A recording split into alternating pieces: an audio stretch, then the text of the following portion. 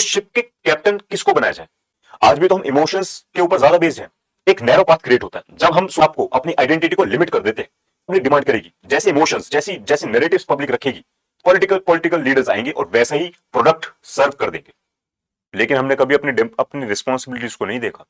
क्रोधात् भवति सम्मोह, सम्मोह स्मृति विभ्रमा, स्मृति भ्रंशात् बुद्धिनाशो, बुद्धिनाशात् प्रणश्यति। तो हमें आज रैशनल होना पड़ेगा और आने वाले फ्यूचर में भी हमें रैशनैलिटी के ऊपर डिसीजन लेने पड़ेंगे।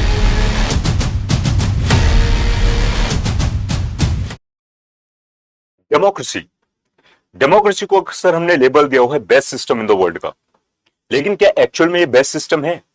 और अगर ये कॉन्सेप्ट, ये आइडिया इतना ही ज्यादा बेस्ट है तो क्यों हम आए दिन इतनी खबरें देख रहे हैं, हमारे आसपास राइट्स हो रहे हैं, करप्शन, पेपर लीक्स, क्यों हम लोग पानी को तरसते हैं, क्यों हम लोग बेसिक नेसेसिटीज जैसे कि सड़क, हेल्थ, एजुकेशन, क्यों हम इसके लिए तरस जाते हैं?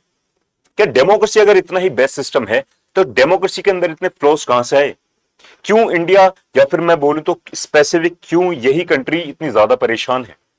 क्या कभी सोचा आप लोगों ने क्या ये एक्चुअल में डेमोक्रेसी की गलती है, या डेमोक्रेटिक सिस्टम के अंदर कुछ फ्लॉज हैं, या डेमोक्रेसी कुछ डिमांड करती है, कुछ कुछ स्पेशलिटीज डिमांड करती है डेमोक्रेसी अच्छे से काम करने के लिए? मेरा नाम यश, चलिए शुरू करते हैं। एक छोटा सा कन्वर्सेशन हो जाए साथ में। जरा देखिए, डेमोक्रेसी है क्या? डेमोक्रेसी एक आइडिया है। आइडिया किस चीज का? Idea of freedom of choice. Democracy आपको एक फ्रीडम देता है कि भाई आप आजाद हो अपने लीडर को चुनने के लिए। आप आजाद हो, आप पूरी की पूरी सोसाइटी आपकी फ्री है कि आप अपने लीडर्स को चूज कर सकते हो। Leader A, leader B, leader C, leader D, जिसको आप मर्जी चाहो आप वोट करो, आप इलेक्ट कर दो, आप बना दो उसको लीडर, रिप्रेजेंटेटिव बना दो। यह एक बेसिक आइडिया है डेमोक्रेसी कि डेमोक्रेसी आपको फ्रीडम देती है, आपको चॉइस देती है। यहां तक सुनने में तो आइडिया अच्छा लग रहा है। आगे क्या होता है? अब इतना अच्छा आइडिया फिर भी इतने सारे इश्यूज क्यों हैं? प्लाटो, देखिए जरा, प्लाटो एंशिएंट ग्रीक फिलोसोफर हुए प्लाटो।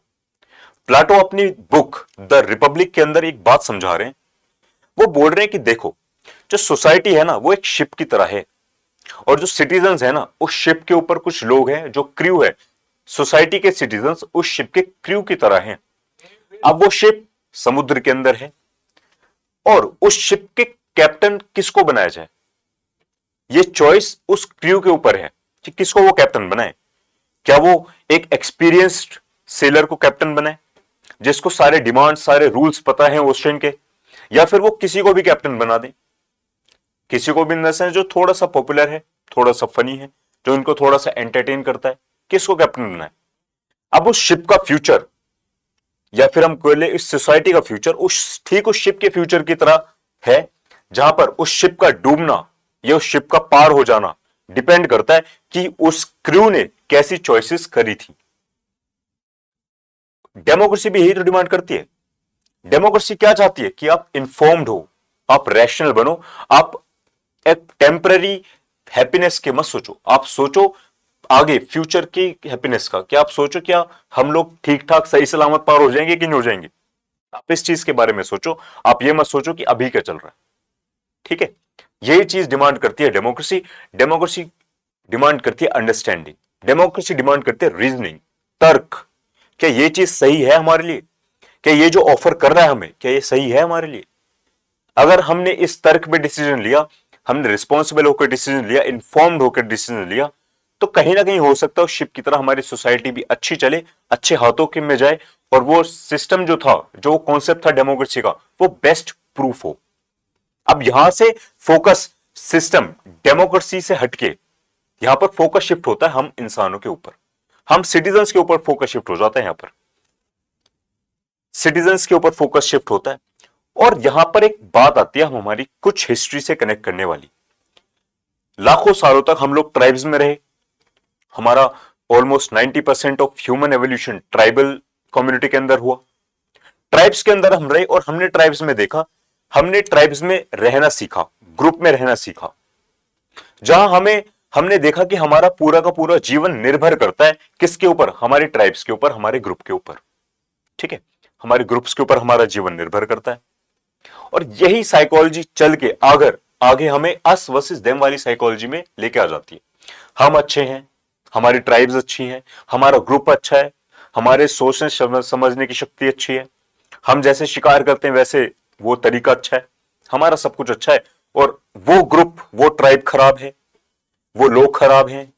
ये इमोशनली एक एवोल्यूशनरी साइकोलॉजी का पार्ट रहा। अब दुनिया बदली, सिस्टम बदला, सोसाइटी चेंज हुई, लेकिन ह्यूमन माइंड ने भी वही उसी तरीके से एवोल्यूशन लिया। हमारे दिमाग में कहीं ना कहीं वो एवोल्यूशन वाली बात रही, वो साइकोलॉजी रह गई कि अगर हमें समाज में रहना है तो हमें किसी ना किसी ग्रुप को पकड़ के रखना पड़ेगा, और यही मल्टीपल ग्रुप्स पोलराइजेशन की तरफ हमें लेके गए। यही क्या हमें मॉडर्न ट्राइब्स की तरह नहीं दिखते कुछ आज के मल्टीपल ग्रुप्स, जहां हम देखते हैं रिलीजियस ग्रुप्स, हिंदूज, मुस्लिम, सिख्स, क्रिश्चियंस, जैन, बुद्ध और भी अदर रिलीजन्स हैं। क्या हम कास्ट को एक मॉडर्न ट्राइब्स की तरह नहीं देख सकते? डिफरेंट कास्ट हैं, डिफरेंट रिलीजन्स हैं। क्या हम लिंग्विस्टिक ग्रुप्स को एक अलग ट्राइब की तरह नहीं देखते आज के टाइम पे भी? क्यों? आज भी तो अस वर्सेस देम वाली साइकोलॉजी है हमारे अंदर। आज भी तो हम इमोशंस के ऊपर ज्यादा बेस्ड हैं। ये ह्यूमन नेचर है, साइंस हैज प्रूवन ये ह्यूमन नेचर है कि हम आज भी तर्क वितर्क या फिर रैशनल होने से पहले हम आज भी कहीं ना कहीं इमोशंस के ऊपर ही अपने डिसीजंस को लेके चलते हैं। अरे देखी जाएगी कल क्या होगा, आज हम ये कर रहे हैं, देखी जाएगी। वो जो देखी जाएगी ना वो फिर दिखी जाती है हमें आगे चल के, देखी जाएगी। इसी इफेक्ट से एक पोलराइजेशन इफेक्ट क्रिएट होता है, जहां पर कम्युनिटीज, ग्रुप्स बिल्कुल ही अलग साइड में हो जाती हैं। और फिर ये अस वर्सेस देम वाली साइकोलॉजी ही क्या आज के दंगे नहीं करवा सकती जो हम न्यूज में देख रहे हैं? इस चीज पर जरा सोचिए, आगे देखिए। अब एक नैरो पाथ क्रिएट होता है जब हम सोचने लग जाते हैं ना, जब हम अपने आप को, अपनी आइडेंटिटी को लिमिट कर देते हैं कि हम इस ग्रुप का हिस्सा हैं, हम इस रिलीजन का हिस्सा हैं, इस कास्ट का हिस्सा हैं, इस लैंग्वेज का हिस्सा हैं, इस एरिया का हिस्सा है, पर्टिकुलर एरिया के हिस्से हैं हम। जब हमारी आइडेंटिटी पूरी तरीके से बेस्ड हो जाती है उस ग्रुप की आइडेंटिटी के ऊपर, तब यहां से एक नैरो पाथ क्रिएट होता है। एक जो बहुत बड़ा रास्ता था जो हमारी इंफॉर्मेशन को बढ़ा सकता था, वो एक सिकुड़ के छोटा सा रास्ता हो जाता है। और जहां पर वो एक ऐसा रास्ता बनता है जहां पर इमोशनल नैरेटिव्स, जो इमोशंस हैं हमारे, वो ऑब्जेक्टिव से, रैशनैलिटी से ज्यादा पावरफुल हो जाते हैं। और फिर इन्हीं इमोशंस का फायदा कुछ लोग उठाते हैं और आते हैं जहां पर वो हमें कंफर्मेशन देते हैं कि आपके इमोशंस बिल्कुल ठीक है। और हम लोग बेचारे भोले भाले, हम लोग मान जाते हैं कि यार ये बंदा हमारे लिए तो बोल रहा है, हमारे ही सगा है, इसको दे देते हैं वोट, इसको देते हैं पावर। और फिर वो इन्हीं इमोशंस पे खेलता है, groups versus groups, tribes versus tribes. आप समझ पा रहे होंगे मैं क्या बोल रहा हूं, है ना? रॉबर्ट डाल, रॉबर्ट डाल एक फेमस पॉलिटिकल फिलोसोफर हुए। अब रॉबर्ट डाल क्या बोल रहे हैं? रॉबर्ट डाल बोल रहे हैं कि पॉलिटिक्स है ना एक बिजनेस की तरह है, और पॉलिटिकल लीडर इस बिजनेस के एंटरप्रेन्योर्स हैं। एंटरप्रेन्योर्स इन द सेंस कि जैसा पब्लिक डिमांड करेगी, जैसे इमोशंस, जैसी जैसी नैरेटिव्स पब्लिक रखेगी, पॉलिटिकल लीडर्स आएंगे और वैसा ही प्रोडक्ट सर्व कर देंगे। ये बोल रहे हैं रॉबर्ट डाल। कि रॉबर्ट डाल बोल रहे हैं एक्चुअल में जो पॉलिटिक्स है ना वो अपने आप नहीं चलती। पॉलिटिक्स होती कैसे? पॉलिटिक्स होती है जब एंटरप्रेन्योर्स जो होते हैं वो पब्लिक के इमोशंस को, पब्लिक के ग्रीवांसेस को, पब्लिक की एस्पिरेशंस को किस में ऑर्गेनाइज कर देते हैं? एक पॉलिटिकल मूवमेंट में ऑर्गेनाइज कर देते हैं। कुछ ग्रीवांसेस, कुछ एस्पिरेशंस, कुछ चाहते, कुछ गिल्ट्स, जेलसी, एंगर, ये सब हमारे मन के अंदर था।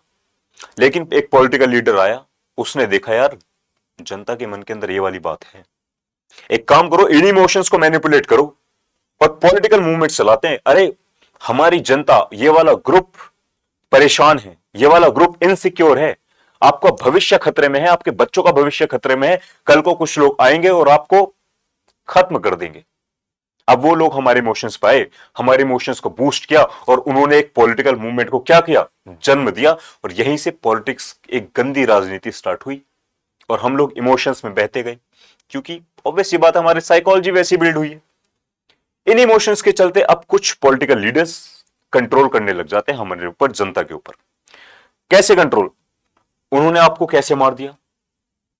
अरे एक परफेक्ट एग्जांपल, कोई इंसान बुरा होता है या एक कम्युनिटी बुरी होती है, एक कहावत है ना कि गंदी मछली पूरे तालाब को गंदा कर देती है। वो एक्चुअल में तालाब गंदा नहीं होता, वो एक्चुअल में सिर्फ तालाब का नाम होता है। सेम पॉलिटिकल लीडर्स इस काम को करते हैं। वो ये नहीं बोलेंगे कि उस पर्टिकुलर बंदे ने, उस पर्टिकुलर इंसान ने इस इंसान को मार दिया। वो क्या बोलते हैं, ये इंसान, अब फोकस इंसान से हटके कहां गया, उसके ट्राइब्स के, उस ट्राइब के ऊपर गया, उस ग्रुप के ऊपर गया। इस पर्टिकुलर रीजन के इंसान, रिलीजन के इंसान ने इस रिलीजन के इंसान को मार दिया। अरे आप लोग शांत क्यों बैठे हो, आपका बदला हम लेंगे, आप हमारे साथ आओ। क्या करा उन्होंने, मैनिपुलेट किया, कंट्रोल किया, देख लो। एंग्री, हमेशा गुस्से में रखेंगे आपको। क्यों गुस्से में, क्योंकि गुस्से में सोचने समझने की शक्ति खत्म हो जाती है, हमारी रैशनैलिटी खत्म हो जाती है। यही वो, इसी चीज का वो फायदा उठाते हैं। और परफेक्ट एग्जांपल आप आजकल न्यूज में देख रहे हैं, बिल्कुल साफ साफ क्लियर। और ये ऐसा क्यों करते हैं, क्योंकि उन्हें पता है कि इमोशंस ज्यादा एक स्ट्रॉन्ग बिलीव रखते हैं, इमोशंस ज्यादा स्ट्रॉन्ग होल्ड रखते हैं किसी भी इंसान के ऊपर। उन्हें पता है इलेक्शन जीतने पावर चाहिए, इमोशंस का यूज करो, ऑब्जेक्टिव्स को खत्म करो। क्यों, क्योंकि emotions win elections, logic don't. Logic से कभी कोई इलेक्शन नहीं जीता जा सकता। आप आओ, कोई आए और हमें कितना ही समझा ले हम कि भाई देखो कुछ दिनों की परेशानी होगी, आप कुछ दिनों परेशान रहोगे बस, लेकिन हां मैं प्रॉमिस करता हूं 10 साल के बाद हम लोग सिस्टम को ऐसा कर देंगे, इतना अच्छा कर देंगे, हर एक को एजुकेशन मिलेगी, इस लेवल की एजुकेशन मिलेगी, ये सब कुछ मिलेगा। लेकिन हम कभी उस पर ध्यान नहीं देते। क्यों, क्योंकि इंसान कॉम्प्लेक्सिटी में जाना ही नहीं चाहता। हमें चाहिए सिंपल सॉल्यूशंस। भाई हम नहीं चाहते इतनी कॉम्प्लेक्सिटी में जाना। हमें क्या चाहिए, हमारी प्रॉब्लम आज है, आज ही हमारा सॉल्यूशन दे दो, सिंपल से सिंपल जो सॉल्यूशन हो सके, एक टेम्पररी सॉल्यूशन। हम उसकी तरफ ज्यादा जाते हैं, है ना। हमें एक्चुअल में पढ़ाई चाहिए, एजुकेशन क्वालिटी चाहिए, लेकिन पैसा कोई खर्च नहीं करना चाहता जी। पैसे नहीं, एक काम करो फ्री का एजुकेशन ले लो, लेकिन क्वालिटी का क्या, क्वालिटी का कुछ नहीं। इसलिए वो लोग पावर में आ जाते हैं, टेम्पररी मोटिवेशन देके, टेम्पररी हमारा प्रॉफिट्स दिखा के, टेम्पररी इमोशंस को बैलेंस करके वो आ जाते हैं पावर के अंदर। और इसी से, यहीं से कहीं ना कहीं हमारा नुकसान भी होता है। इसलिए हम देख रहे हैं पेपर लीक्स हो रहे हैं, इसलिए हम देख रहे हैं वैकेंसीज जनरेट नहीं हो पा रही, हम देख रहे हैं करियर बिल्ड नहीं हो रहा, हम देख रहे हैं किसी भी इस जनरेशन के अंदर, छोड़ो जो हमारी लास्ट जनरेशन हुई है, स्किल्स नाम की कोई चीज ही नहीं है। ना के बराबर स्किल्स, ना के बराबर लाइफ के अंदर इंटरेस्ट। क्यों, क्योंकि कभी वो चीज डेवलप ही नहीं हो पाई। प्लाटो यही तो बात बोल रहे हैं, प्लाटो बोल रहे हैं वोटिंग है ना एक स्किल है, वोटिंग एक स्किल है, और वो स्किल सीखनी पड़ती है या फिर सिखानी पड़ती है। या तो आप वो खुद सीखो, या फिर आप उस स्किल को सिखाओ। और सिखाने की रिस्पॉन्सिबिलिटी किसकी है, सिखाने की रिस्पॉन्सिबिलिटी उस अथॉरिटी की है जिसको हमने चूज किया। लेकिन एक बात बताओ, हमने उसको क्या इन बेसिस पे कभी चूज किया कि आप हमें ये स्किल सिखाओ, आप हमें एजुकेशन दो, आप हमें एक्चुअल में रैशनल बनाओ, स्किलफुल बनाओ। या हमने इस बेसिस पे चूज किया यार हमारा ट्राइब खतरे में है, ये लो जी हो गए चूज, इमोशंस पे चूज कर लिया हमने, सिर्फ नहीं किया ना हमने कभी रैशनैलिटी के ऊपर चूज, हमने इमोशंस के ऊपर चूज किया। तो प्लाटो ये बोल रहे हैं कि वोटिंग एक स्किल है।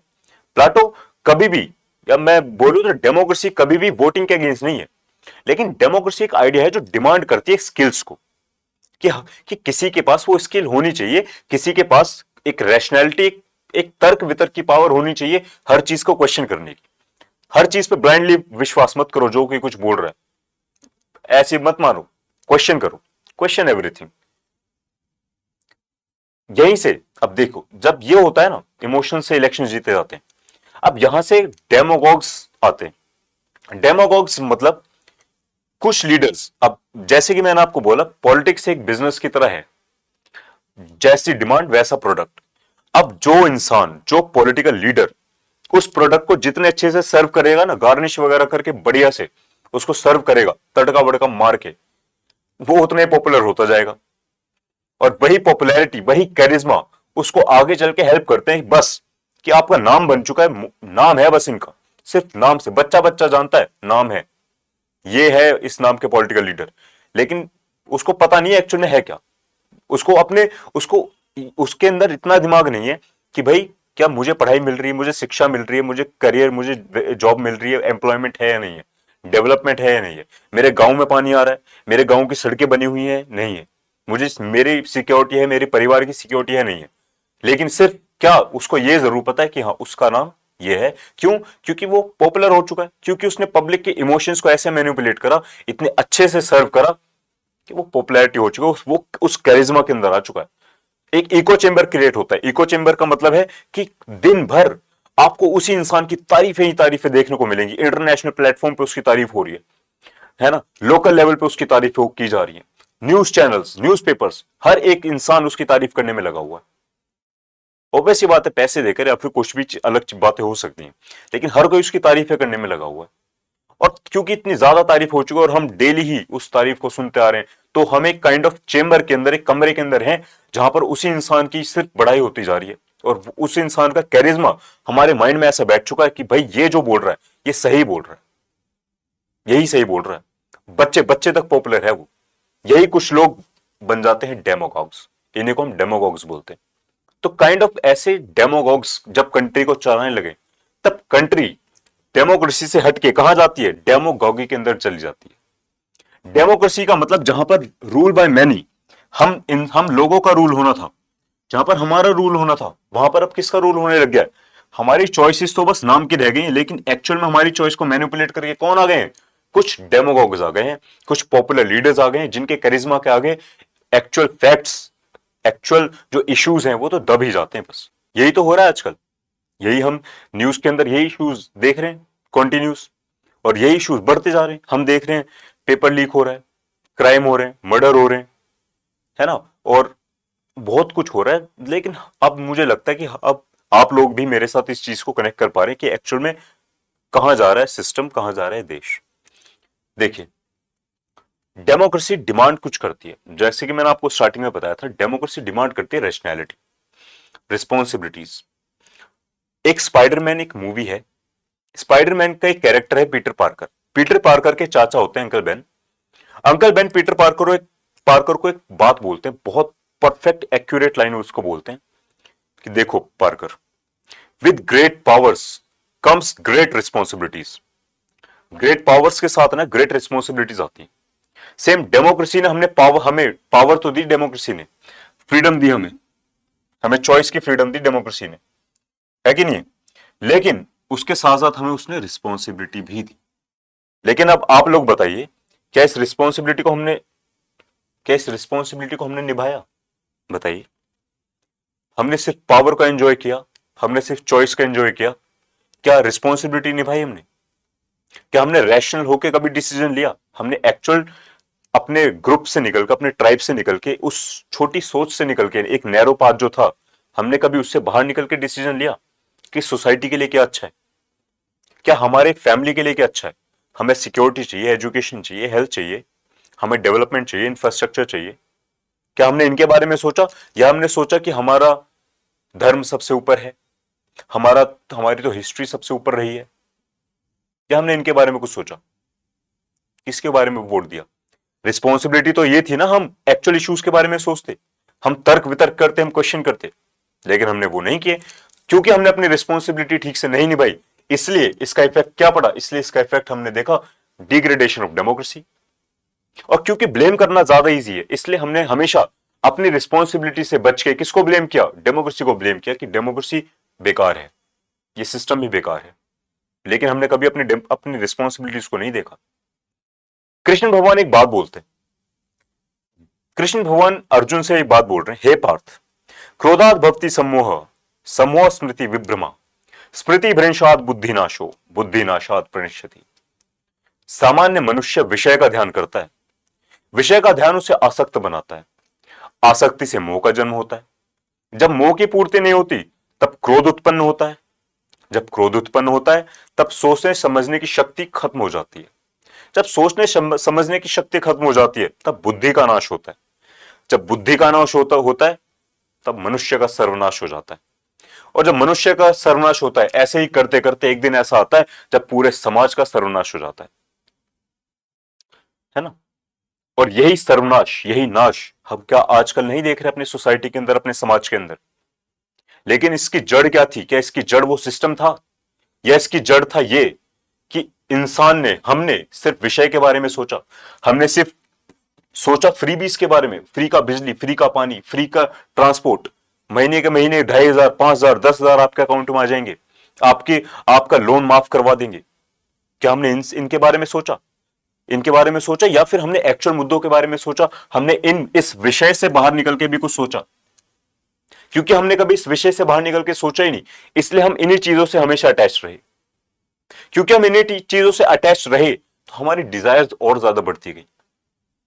जब हमारी डिजायर्स पूरी नहीं हुई तो हमें रखा गया, हमें आया गुस्सा, और उसी गुस्से को मैनिपुलेट करके हमारी बुद्धि खत्म करी गई और हमारी सोचने समझने की शक्ति भी खत्म हो गई। जहां पर हमने सोचने समझने की शक्ति को खत्म होकर हमने डिसीजन लिए इमोशंस के ऊपर, ना कि हमने डिसीजन लिए रैशनैलिटी के ऊपर। क्योंकि हमने इमोशंस के ऊपर डिसीजन लिए, कुछ डेमोगॉग्स आए और उन्हीं डिसीजंस को, कुछ पॉलिटिकल एंटरप्रेन्योर्स आए और उन्हीं डिसीजंस के बेस पर उनसे क्या हुआ, हमारा सर्वनाश हुआ, और हमारे सर्वनाश से क्या हुआ, इस सोसाइटी का भी सर्वनाश हुआ, जो कि अभी चल रहा है करंट में। आप लोग देख पा रहे हो चारों तरफ काइंड ऑफ ऐसा ही लगता हाहाकार मची हुई है, तबाही तबाही है। यहां पुल गिर गए, यहां आग लग गई, यहां पे करप्शन हो रहा है, ये पॉलिटिकल पार्टी छूट गई, इस पॉलिटिकल पार्टी के ये वाले नेता, इनके ऊपर केसेस चल रहे हैं, पेपर लीक हो रहे हैं, जनता, बच्चे बेचारे पूरी जवानी अपनी झोंक देते किसी पेपर में, वो पेपर लीक हो जाता है। एजुकेशन सिस्टम नाम की कोई चीज नहीं है, रिस्पॉन्सिबिलिटी नाम की कोई चीज नहीं है सरकार की, लेकिन फिर भी हम लोग, कुछ लोग अभी भी खुश, जो हो रहा है होने दो, बस क्या है, सेंटर में ये पावर है। मैं किसी भी रिलीजन, किसी भी कास्ट के अगेंस्ट नहीं बोल रहा हूं, लेकिन बस मैं बात कर रहा हूं हमारी, कि एक्चुअल में हमने किन चीजों के बारे में सोचा था, और जो आज जो रिजल्ट हम देख रहे हैं, जो हम सह रहे हैं, हमारी ही करनी का फल है ये, कहीं ना कहीं। विंस्टन चर्चिल यही बात बोल रहे हैं। विंस्टन चर्चिल बोल रहे हैं कि डेमोक्रेसी एक ऑफुल तरीका लग सकता है आप लोगों को, लेकिन डेमोक्रेसी अब तक बेस्ट है, अब तक का बेस्ट सिस्टम है डेमोक्रेसी, लेकिन इसको बेस्ट बनाने के लिए ये कुछ डिमांड करता है, और यही डिमांड हमें देखनी पड़ेगी, इनके बारे में सोचना पड़ेगा। हमें सोचना पड़ेगा जो डेमोक्रेसी ने डिमांड किया, मूल्य, वो वैल्यूज, वो रिस्पॉन्सिबिलिटीज, क्या हमने उनके बारे में सोचा? अगर हमें डेमोक्रेसी को अच्छा बनाना है तो हमें उन मूल्यों को, उन वैल्यूज को, उन रिस्पॉन्सिबिलिटीज को हमें अपनाना पड़ेगा, भले वो कितने भी कठिन क्यों ना हो।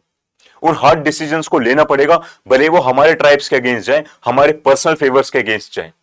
लेकिन अगर हम चाहते हैं हम सबका विकास हो, हमारी डेवलपमेंट हो, तो हमें आज रैशनल होना पड़ेगा, और आने वाले फ्यूचर में भी हमें रैशनैलिटी के ऊपर डिसीजन लेने पड़ेंगे, अपने लीडर्स को चूज करना पड़ेगा, वरना हम फिर से उसी लूप होल के अंदर फंस के रह जाएंगे, और बार बार हम बस ब्लेम करते रह जाएंगे कि देखो ये है डेमोक्रेसी, यही सिस्टम है, सिस्टम ही करप्ट है।